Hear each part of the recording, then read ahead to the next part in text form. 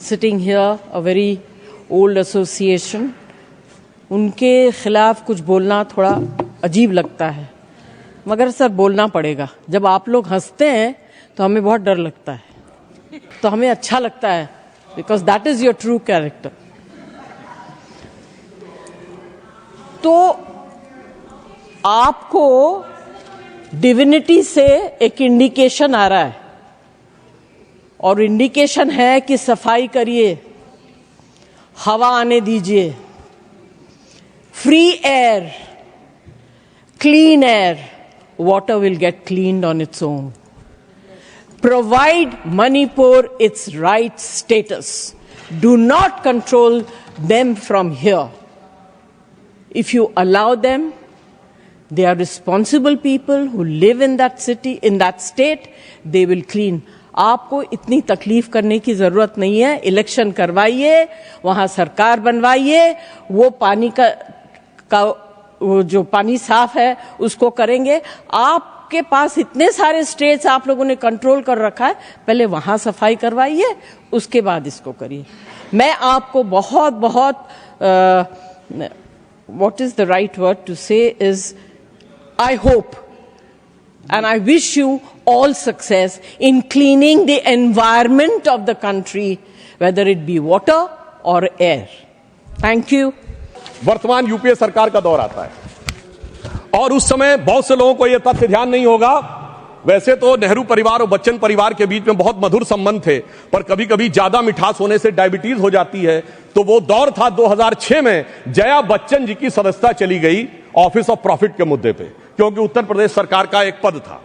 अब सर यही आरोप लग गया और सोनिया गांधी जी जो उस समय नेशनल एडवाइजरी काउंसिल की चेयरमैन थी, उन पर भी ऑफिस ऑफ प्रॉफिट का विषय लग गया और इस कारण से उनकी सदस्यता भी चली गई। मगर सभापति महोदय जो आज संविधान की दुहाई देने की बात करते हैं, सोनिया जी जब तक चुनाव दोबारा गईं, लड़के आईं, तब तक चुनाव में संशोधन करके ऑफिस ऑफ प्रॉफिट का नियम ही बदल दिया गया ताकि पीएम ने सुपर पीएम की पदवी को सुरक्षित कर दिया। अब मैं यह भी बताना चाहता हूं सर, उसके बाद वास्तविक अर्थों में चुनाव सुधार की शुरुआत तब हुई जब भारतीय जनता पार्टी शक्तिशाली हुई, 1990 का दशक, और ये देश की यूनिपोलर पॉलिटिक्स बाइपोलर हुई। वोटर आईडी कार्ड 1993 में आया, केंद्रीय सुरक्षा बलों की तैनाती 1996 में प्रारंभ हुई। पहले बूथ वाइज काउंटिंग नहीं होती थी सर, उसमें आसानी जानते क्या होती थी कि अगर किसी मतपेटी में ज्यादा बूथ कैप्चरिंग करके मत डाल दिए तो उसमें काउंटिंग का चक्कर ही नहीं है, सब मिला दिए जाते थे। वो शुरू हुई। अटल जी की सरकार के समय में सीसीटीवी का प्रयोग शुरू हुआ, पहले प्रायोगिक तौर के ऊपर, और 2005 से सीसीटीवी की परमानेंट सीसीटीवी यूज होने लगा। अब इसे महज संयोग ही माने कि 2005 के बाद से कभी राजद और कांग्रेस को बिहार में बहुमत का अधिकार नहीं मिला। जब मोदी जी की सरकार आई तो हमने क्या किया कि जो पॉलिटिकल पार्टीज को कैश डोनेशन मिलता था उसे 20,000 से घटाकर 2,000 किया और सिलेक्टेड उनके ऊपर वीवीपैट की व्यवस्था सुनिश्चित कराई। और मैं ये भी याद दिलाना चाहता हूं, एक पार्टी जो अपने आप को बहुत ईमानदार कहते थे, वो 20,000 की चाय पिलाते थे। अब मुझे लगता है सदन और देश को समझना चाहिए 20,000 की चाय क्यों पिलाते थे, क्योंकि 20,000 तक कैश लेने पर आपको सोर्स नहीं देना पड़ता था। पर मोदी जी ने आकर उन्हें, चाय पिलाने वाले ने आकर उसे 2,000 कर दिया है, तो अब उनकी चाय बड़ी महंगी हो गई है, भले ही 20,000 से 2,000 पे आ गए। और इसलिए वो दौर था जिस जमाने में इलेक्टोरल बॉन्ड नहीं थे। आज इलेक्टोरल बॉन्ड के लिए कहे जो भी कहें, आज न्यायालय ने चाहा तो पता तो लग गया। क्या 2014 से पहले जहाज नहीं उड़ते थे, खर्चे नहीं होते थे? आज न्यायालय चाहे भी तो उसको पता नहीं लगा सकता। कम से कम यह पारदर्शी व्यवस्था हमारी सरकार ने आके की। और इन लोगों की सरकार कब रहती थी सभापति महोदय, जिस जमाने में, और मैं ये भी कहना चाहूंगा, इनकी सरकार कब रहती थी और हमारी सरकार कब है? सर जब से वोटर आईडी कार्ड आ गए कांग्रेस की सरकार आना बंद, सीसीटीवी आ गए कांग्रेस की सरकार आना बंद, जब से स्वतंत्र जुडिशरी हो गई कांग्रेस सरकार आना बंद, स्वतंत्र मीडिया आ गई कांग्रेस को स्पष्ट बहुमत मिलना बंद, और तो और सर जब से साक्षरता दर 50% हो गई बहुमत मिलना बंद। इनको कब बहुमत मिलता था? जिस जमाने में मतपेटियां लूटी जाती थी, बूथ कैप्चरिंग होती थी, गोलियां चलती थी, कट्टे बम चलते थे, और अनेक लोग गुजरात के चुनाव, बिहार के चुनावों में 80 लोग तक घायल होते थे। इन्हें लग रहा है शायद वही जमाना वापस आ जाए। तो मैं उनके लिए पूरी संवेदना से कहना चाहूंगा कि जो पुराना गीत था, गुजरा हुआ जमाना आता नहीं दोबारा, हाफिज सईद तुम्हारा। और अब मैं इसके बाद यह विषय कहना चाहूंगा कि जो इसके ऊपर आपत्ति की राजनीति की जाती है, आज मतदाता सूची को लेकर कांग्रेस आपत्ति कर रही है। मैं याद दिलाना चाहता हूं 18 दिसंबर 1950 को डॉक्टर बाबा साहब अंबेडकर ने कहा कि जो इलेक्टोरल रोल्स हैं उनका हर 6 महीने में होना चाहिए रिवीजन, पर उनका कहना था व्यवहारिक दृष्टि से मुश्किल है तो 1 साल या 2 साल में कर दिया जाए। मगर सभापति महोदय ये 20 साल में भी करने को तैयार नहीं है और उसके बाद ये आरोप लगा रहे हैं। तो मैं इनसे पूछना चाहता हूं, अभी हमारे सम्मानित सदस्य कह रहे थे कि 45 दिन के बाद वो नहीं करते, उसका जवाब गृह मंत्री जी वहां पर दे चुके हैं। उन्होंने साफ साफ कहा 1991 में जो चेंजेस किए थे नरसिम्हा राव सरकार में, उसमें कोई भी एविडेंस, कोई भी पिटीशन 45 दिन तक ही हो सकती है। परंतु मैं पूछना चाहता हूं महोदय, बिहार के तो 45 दिन हुए, आज 45वां दिन है, क्यों नहीं अभी तक सीसीटीवी के लिए एप्लीकेशन दी है?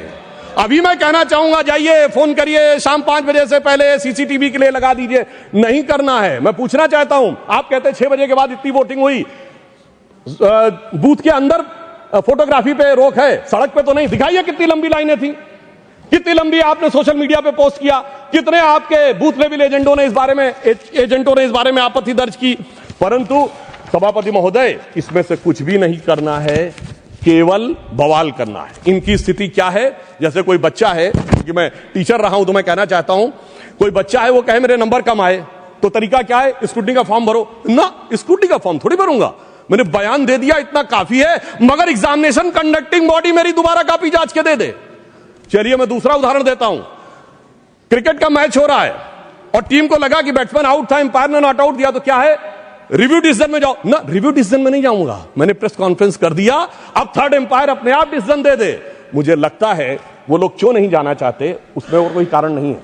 अभी तक लोकतंत्र को वो समझ नहीं पाए हैं कि एक चाय वाले ने आकर जो स्थान ग्रहण कर लिया है, तो जो साहिब आलम थे, जो फर्जंद अंजुमन थे, जो वली अहद सल्तनत थे, जो मानते थे राज करना उनका जन्मसिद्ध अधिकार है, वो इन चीजों के ऊपर अभी तक तय नहीं कर पाए। अब मैं दूसरी बात बताना चाहता हूं सर, बड़ी विचित्र बात है, एक बार कांग्रेस पार्टी के बड़े नेता विदेश जाते हैं, फिर आके एक सो कॉल्ड हाइड्रोजन बम फोड़ते हैं, फिर लौट के जाते हैं दूसरा बम फोड़ते हैं। पर मुझे आश्चर्य लगता है सर, कर्नाटक के मुद्दे पे प्रेस कॉन्फ्रेंस होती है और वो दिल्ली में होती है।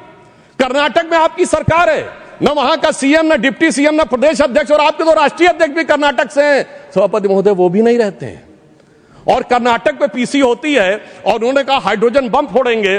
तो इस पे मुझे याद आता है, एक पाकिस्तान के मंत्री थे, शायद वो राशिद चौधरी उनका नाम था, जिन्होंने कहा था हमारे पास पाव पाव भर के एटम बम है। मगर मुझे लगता है जो कांग्रेस ने हाइड्रोजन बम छोड़ा वो शायद पाव भर का नहीं, छटाक भर का भी नहीं था।